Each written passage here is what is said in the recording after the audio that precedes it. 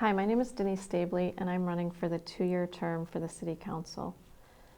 I'm a resident and a taxpayer, and I've lived in the city for over 25 years. We moved our family here in September of 1997. I have 2 children, a son and a daughter, and I was active with their school activities as well as their extracurricular and sporting activities when they were young. I am a graduate of Schoolcraft College and also the University of Michigan Dearborn, where I obtained my degree in finance. I have worked in the investment industry for over 30 years. Back in 2019, I attended the Garden City Police Citizens Academy, and I realized at that time that I wanted to become more involved because some of the police officers in that class were more active in the community than I was as a resident. So I decided it was time to take action and get more involved. So out of that, I joined the Garden City Goodfellows, and I began volunteering with as many activities and events that I could throughout the city so that I could be active and involved with the community as well as the city government, which is why I began attending the city council meetings as well. And I've also learned a lot more about the inner workings of the city government in that process. I've been campaigning for some time now, and talking with residents, I realized that one of the things that they want primarily is to have robust city services. We have a great police department, DPW, and fire department who provide excellent services to our community, but we need to do everything that we can to ensure that the funding is there so that we can maintain that level of service that residents expect. Part of what I would like to do is explore the possibility of residents having separate water meters in their homes, because many with manicured lawns, gardens, or pools throughout the community pay exorbitant bills throughout the summer because of higher use. And if we can do something to allow residents to keep more funds in their pockets, I think that that would be a good thing to have. I would also like to see if we could develop a resource for residents to explore the different organizations that we have available to us in the community. I was not even aware that we had a garden club until I participated in a garden club walk a few years back. And I think that there are many organizations that citizens aren't even aware of that we have access to in our community. I participate in many events at the Straight Farmhouse, and I took a tour there probably about 2 years ago as well, and I didn't realize what the Straight Farmhouse was until I actually took that tour. So I think it would be good for residents to really have access to all of those things so that we know what organizations are in the city that we can get involved with.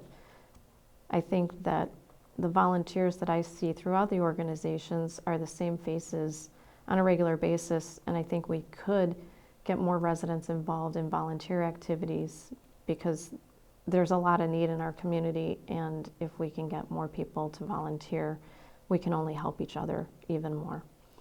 I do have a reputation as a problem solver, and I would really like an opportunity to represent residents to help fix any problems that they have or any needs that they may have in the community. So on November 8th, if you would please consider me and vote Denise Stabley for City Council. Thank you.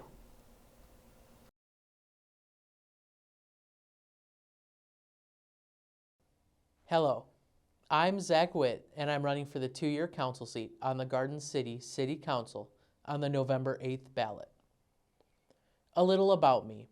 I'm 23 years old and have spent my whole life in Garden City. I played baseball for the GCYAA, played and refereed for the Garden City Soccer Club, worked and volunteered at the O'Leary Auditorium, and swam for Garden City High School, where I graduated from. I currently work in finance, and I have volunteered for over 6 years with the City of Garden City, and this is where my interest in government and how Garden City is run comes from. I've had the opportunity to watch almost every council meeting during that 6-year period and believe I have gained the knowledge and insight to contribute to the City Council. and help move Garden City forward. The city has done a good job of managing their finances during some turbulent times. But now it is time to move the city forward and give our residents the Garden City they deserve. We have done a good job in our neighborhoods with road improvements and ordinance enforcement to minimize blight. Where we have failed is our commercial districts. Too many vacant buildings with not enough economic development happening. Dozens of established chains have opened on Ford Road in Dearborn Heights over the past decade, while Garden City has lost businesses continually. Garden City has experienced a lot of bad luck. LA Fitness wasn't built because of COVID. Save on Drugs closed because it was purchased by CVS. Orange Jewelers closed because of the retirement of Orrin Mazzoni. Other buildings like the old Bar 153 sit rotting, while the former Knights of Columbus property sits vacant. Garden City must hire an economic development director. The city must have someone pushing to bring quality, established businesses to our town. We cannot continue to let Dearborn Heights flourish while Garden City continues to go nowhere. We need to reestablish the lines of communication in town between the city and the schools, the city and its service clubs and organizations, and even the city and the library. The lawsuit between the city and the library does nothing but put money in the pockets of lawyers. There is no logical reason that this lawsuit shouldn't be settled out of court, with the two parties coming to an agreement. The library board is an autonomous group, but they are still elected by the residents of Garden City and have the same responsibility to the residents the council does. The city needs to address the infrastructure along Ford Road and Middlebelt. The streetscapes on Ford and parts of Middlebelt has deteriorated along with the curbs and sidewalks along Ford Road. We need to work with our state and county officials and find ways to make the state and county live up to their obligation to maintain these poor roads. The city and the DDA must address the poor streetscape and easement conditions both inside and outside of the DDA. I know it's easy to criticize, but I want to be a part of the solution. I commend those who have run for public office in our town. Too few people are interested in how the city and schools are run, but are quick to criticize those who are elected.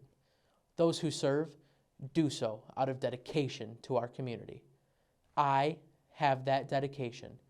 I want to make Garden City a better place. The problems are obvious. Fixing them will be hard. I hope my fresh perspective will give me the energy to go at these problems head on. It's important we address these issues ASAP before the problems become even worse. Our residents, voters, and taxpayers deserve a Garden City they can be proud of, and I hope to help deliver that. Please vote Zachary R. Witt on November 8th. Thank you.